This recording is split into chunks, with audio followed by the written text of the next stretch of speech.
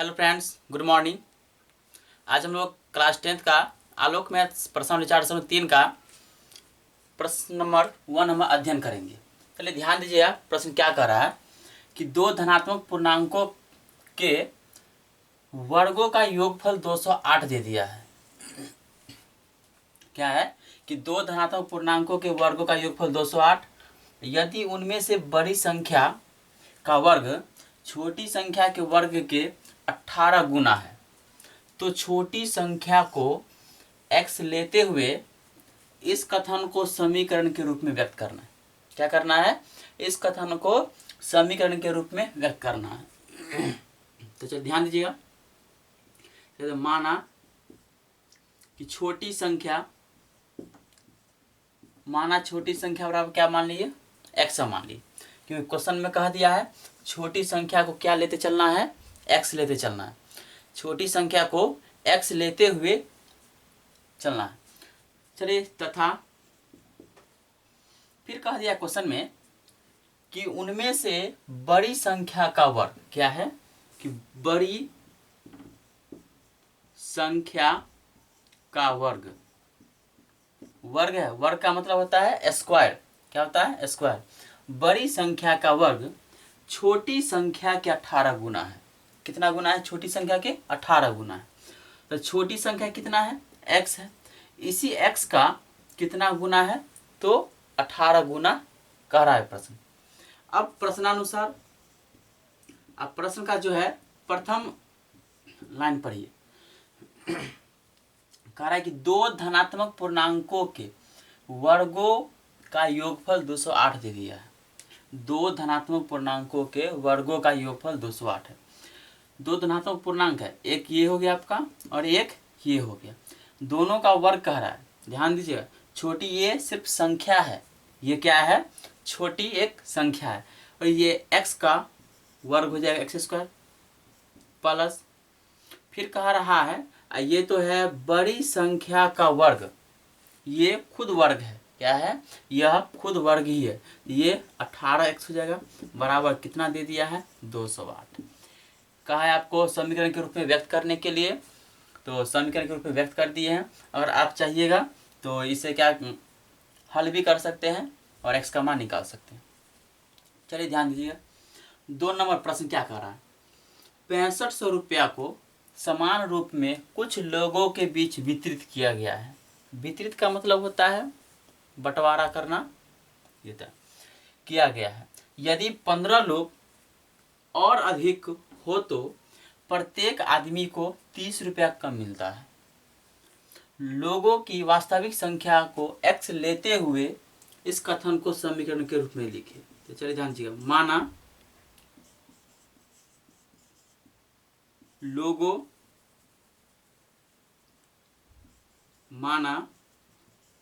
लोगों की वास्तविक संख्या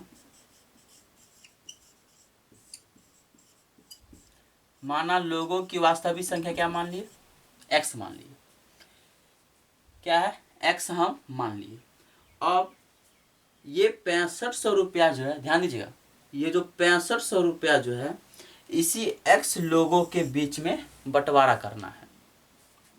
क्या है कि 6500 रुपया को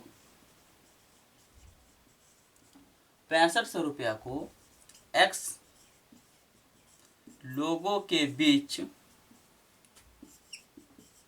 वितरित करना है। वितरित किया गया।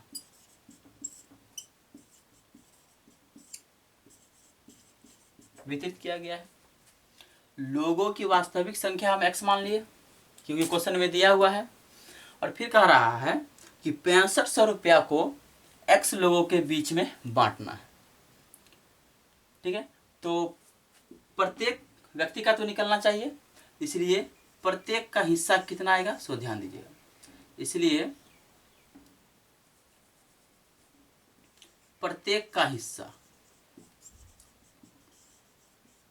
क्या है कि प्रत्येक का हिस्सा लोगों कितना है? x लोग है। और 6500 रुपया कितने के बीच बांटना है? x के बीच बांटना है। तो ये रुपया हो गया मेरा 6500 और लोग कितना हो गया? x। तो ये हमारा निकल गया, प्रत्येक का हिस्सा निकल गया। क्या निकल गया? प्रत्येक का हिस्सा। ठीक है, अब यहाँ बनाते हैं, ध्यान दीजिएगा। फिर प्रश्न में क्या कह दिया है, यदि 15 लोग और अधिक हो तो, मतलब क्या, पहले तो था व्यक्ति कितना, x था, पहले व्यक्ति कितना था, लोगों की संख्या x था। अब इसमें 15 गो का वृद्धि हो गया है। कितना हो गया? 15 गो का वृद्धि हो गया है। ठीक, और उसके बाद 15 का वृद्धि जब हो गया तो प्रत्येक आदमी का जो हिस्सा है ना, 30 रुपया कम मिल रहा है। कितना मिल रहा है? 30 रुपया कम मिल रहा है। ध्यान दीजिए, व्यक्तियों की संख्या में 15 की वृद्धि होने पर, 15 की वृद्धि होने पर व्यक्तियों की संख्या में क्या हो गया? 15 आदमी का संख्या जो है कितना हो गया? बढ़ गया। तो प्रत्येक का हिस्सा, इसीलिए प्रत्येक का हिस्सा, प्रत्येक का हिस्सा कितना हो जाएगा? रुपया कितना है मेरा? 6500 है। कितना है? 6500 है। और मेरा वास्तविक लोगों की संख्या कितना था? तो x, और कितना बढ़ गया है? तो 15 बढ़ गया। क्या बढ़ गया है? 15 बढ़ गया। अब ध्यान दीजिए, प्रश्नानुसार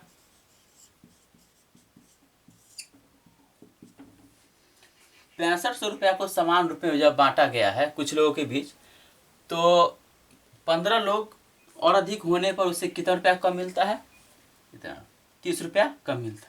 तो पहले मेरा प्रत्येक का हिस्सा कितना था? 6500 बट्टे x था, और 15 गो का क्या हो गया? 15 गो का वृद्धि हो गया। जब 15 गो का जब वृद्धि हो गया तो उसे 30 रुपया क्या मिलता है? कम मिलता है। उसे क्या होता है?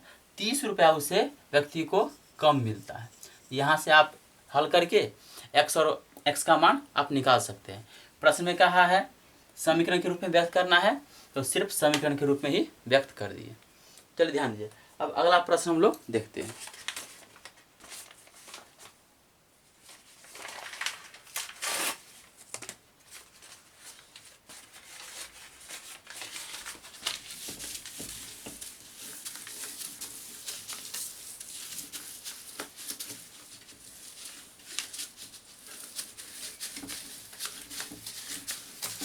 चलिए, 3 का प्रथम नंबर प्रश्न कह रहा है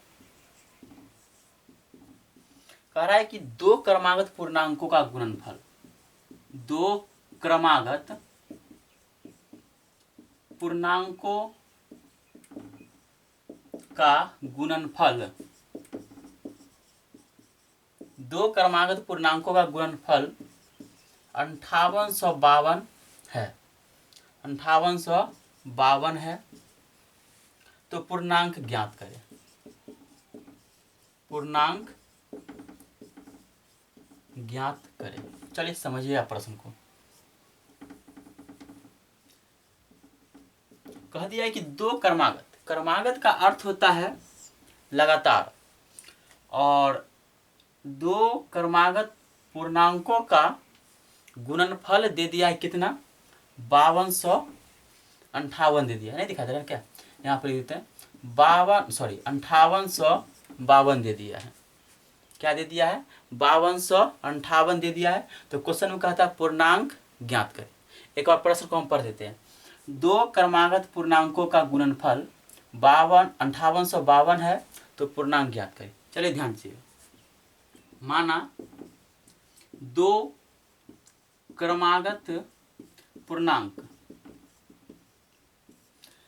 माना दो क्रमागत पूर्णांक x और x+1 है।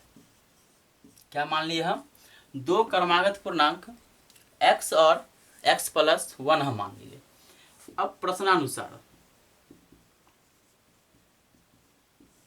प्रश्न में क्या कह रहा है कि दो क्रमागत पूर्णांकों का गुणनफल, मेरे पास x क्रमागत पूर्णांकों का एक पहला और दूसरा हो गया मेरा क्या?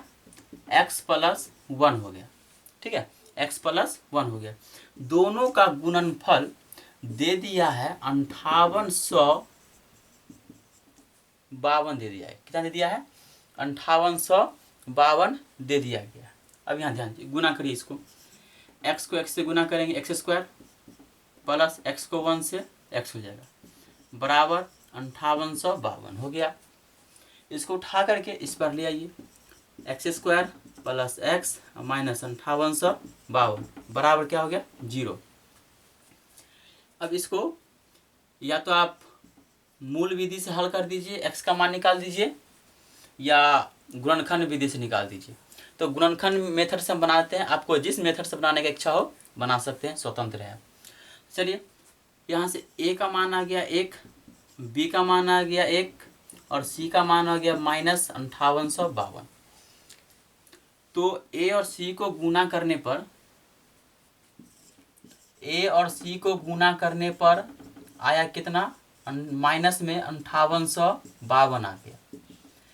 अब कौन सा ऐसा संख्या से गुना करे कि गुना करने के बाद 5852 आ जाना चाहिए, और जोड़ने या घटाने के बाद यहाँ प्लस में 1 आ जाना चाहिए। कितना आ जाना चाहिए? प्लस में, क्योंकि यहाँ पर 1 छिपा हुआ है। अगर हम 77 को 76 से अगर मल्टीप्लाई कर दे, 742 2, 742 742 2 4, 742 और 4 46, ये हो गया 49 और ये 53। तो 2 9 6 15, 4 3 7 1 8, ये 5, कितना आ गया? 5852 आ गया। अब यहाँ पर क्या करना है?